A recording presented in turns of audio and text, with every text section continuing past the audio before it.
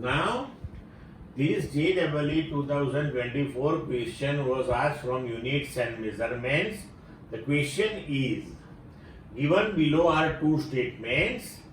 Statement 1, Planck's constant and angular momentum have same dimensions.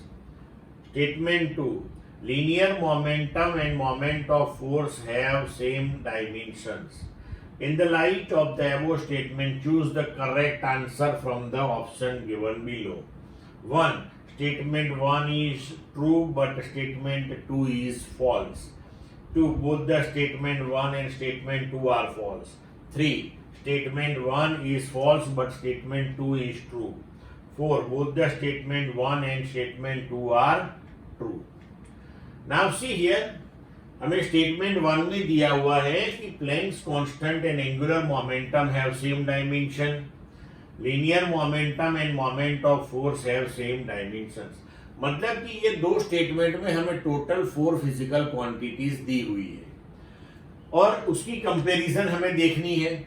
मतलब कि पहले हमें चारों 4 physical quantity, Planck constant, angular momentum, linear momentum and moment of force, moment of force that is after all torque, right.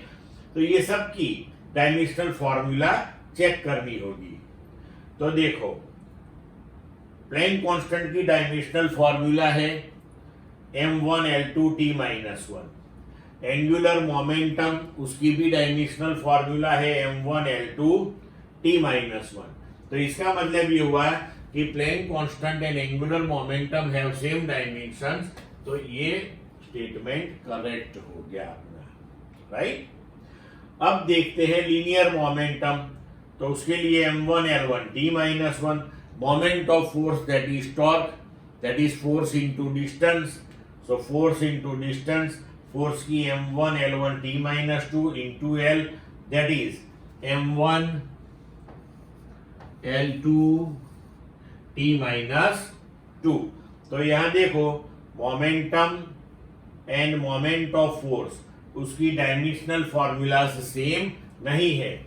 इसका मतलब this particular statement is false one. So यहां देखो, option 1 में दिया हुआ है कि statement 1 is true but statement 2 is false. तो इसके हिसाब से we can give the answer that is 1। Clear?